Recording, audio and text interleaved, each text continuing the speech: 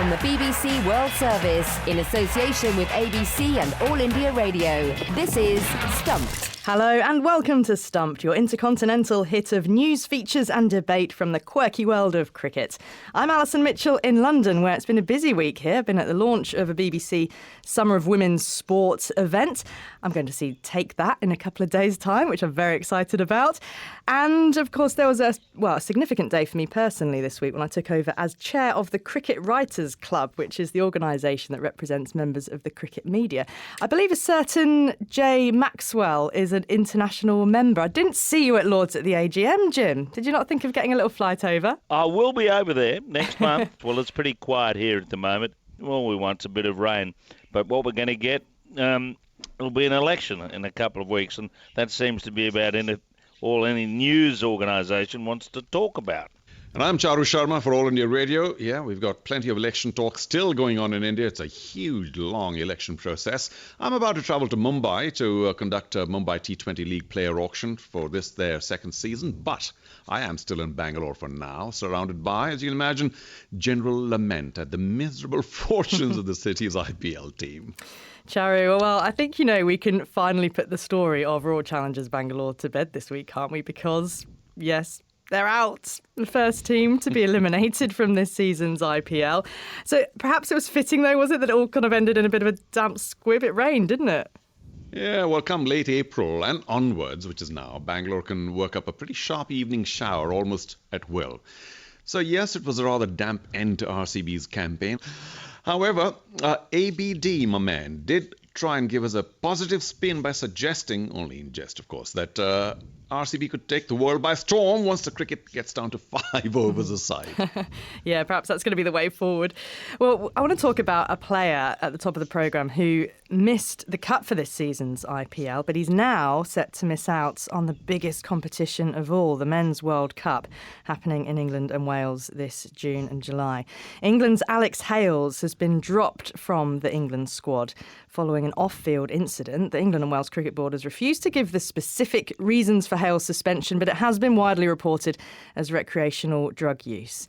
Former cricketer Simon Hughes says the culture of modern white ball cricket is leading players astray.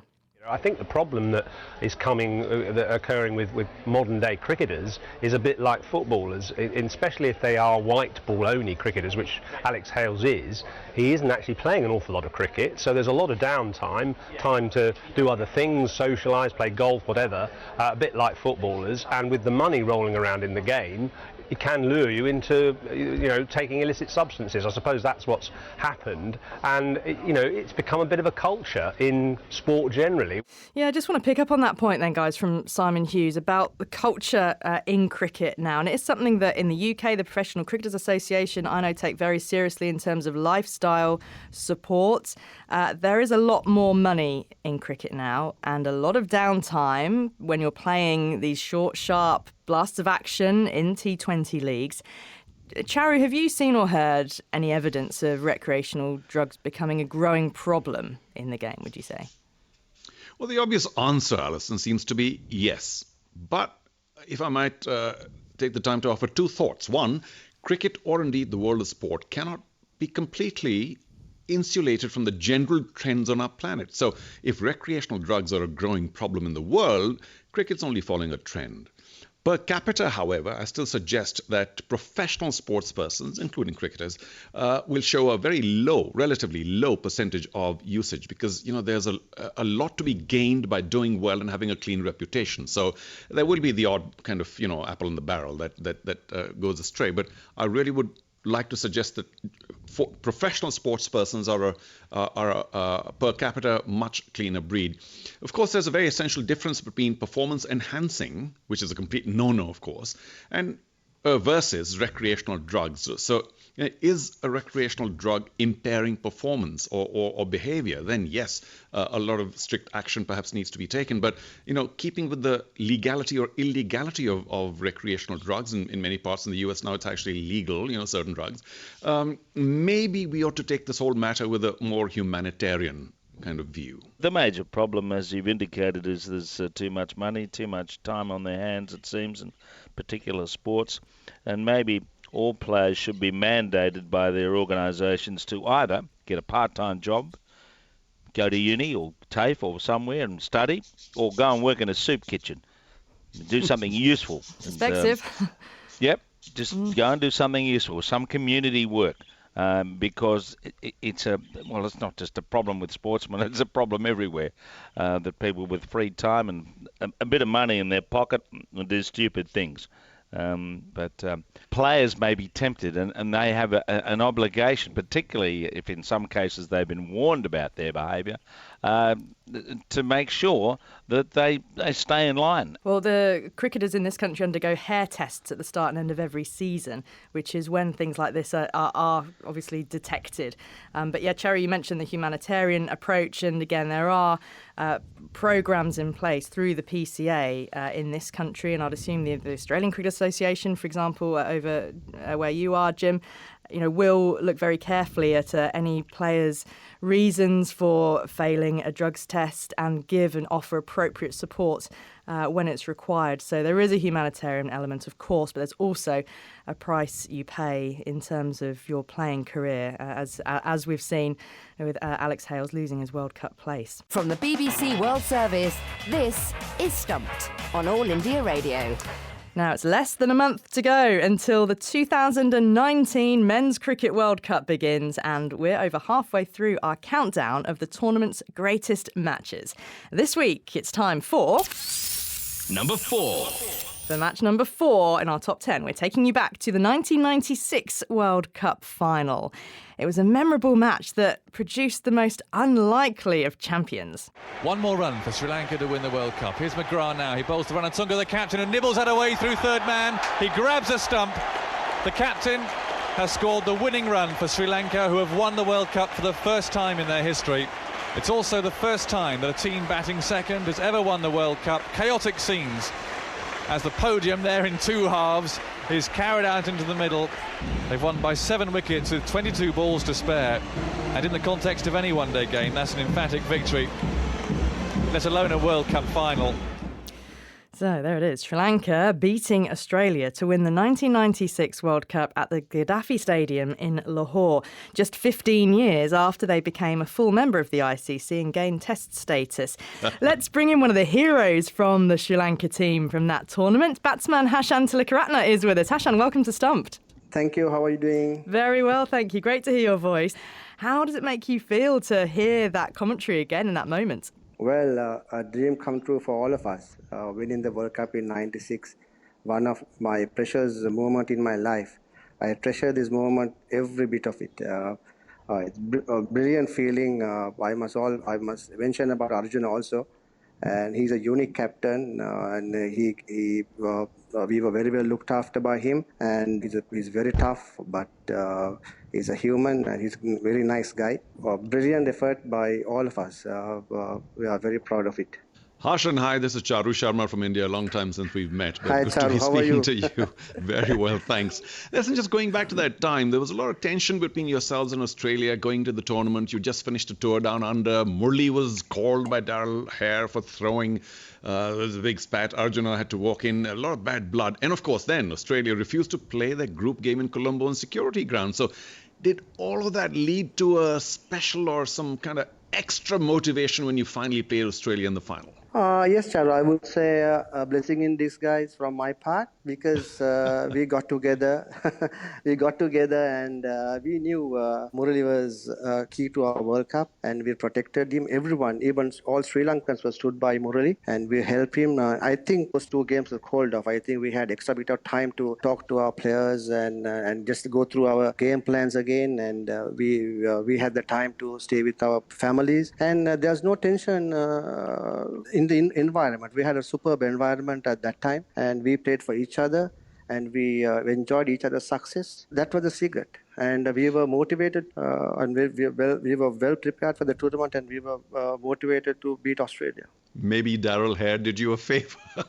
Ashan, some scenes from that semi-final against India are still vivid in my memory. Now, both your openers going early, holding out to third man, both Kalu and Sanath, must have shaken you up a bit. And then, of course, later, Vinod calmly walking away in tears. It was quite a memorable semi-final for all the wrong reasons, because ultimately it was abandoned due to the behavior of the Indian supporters. What are your memories of that key match?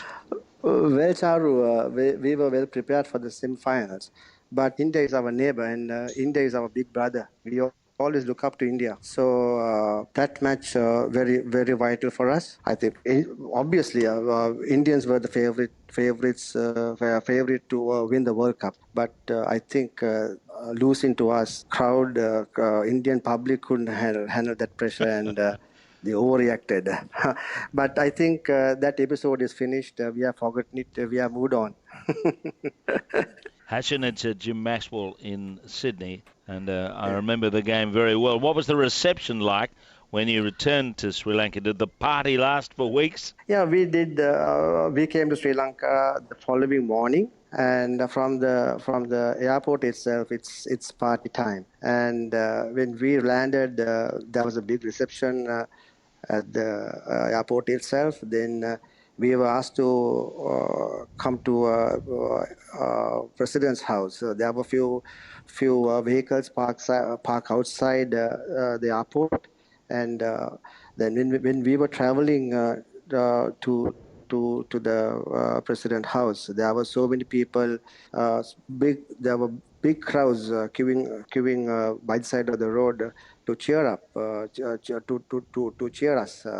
That was amazing. The feeling was brilliant, I think. Awesome.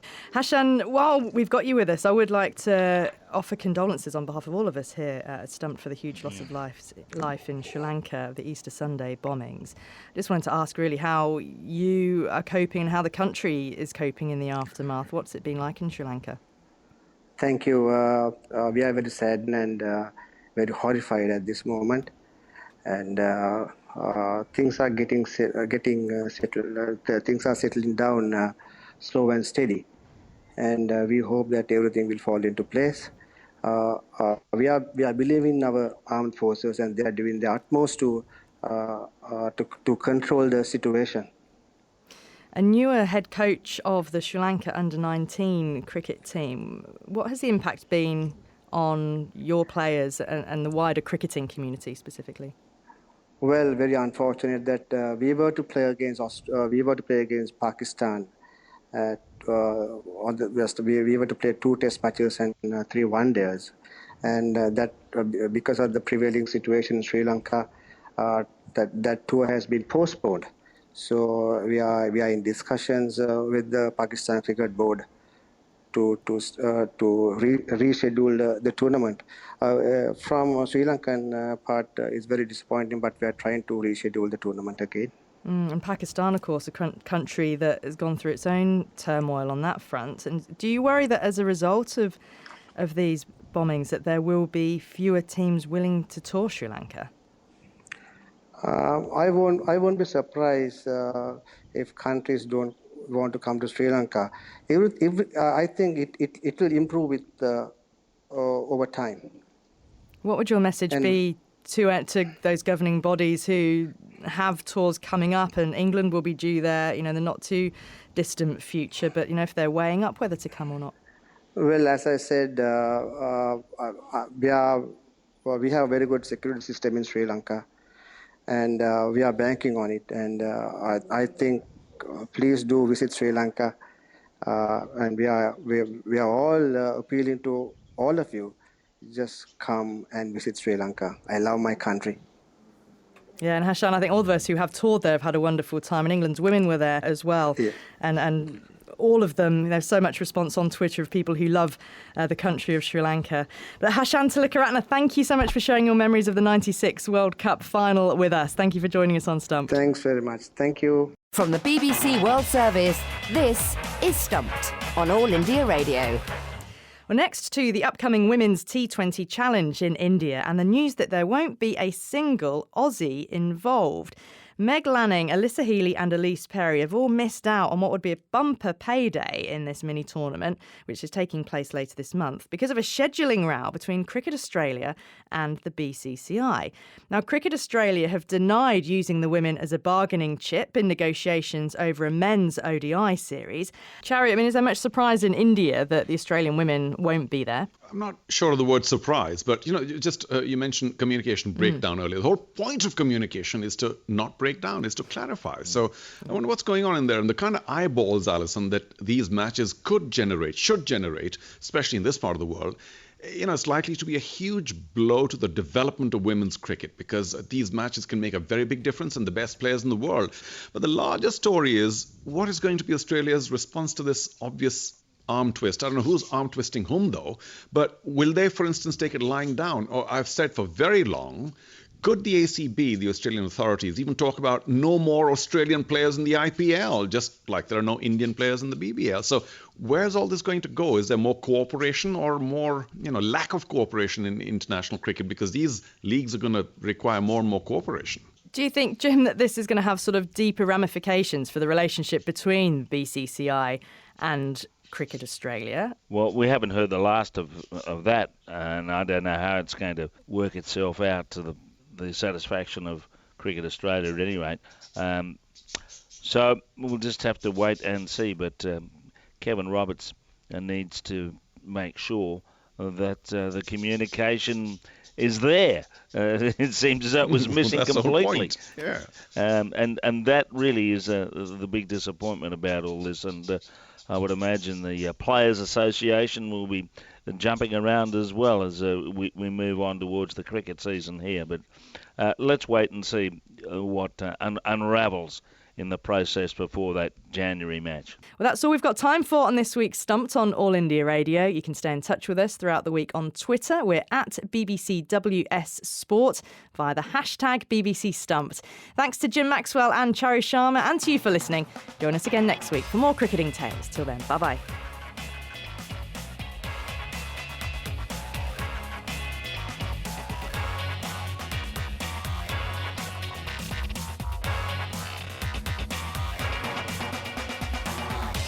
Stumped is a BBC sport production for the BBC World Service in association with the Australian Broadcasting Corporation and All India Radio.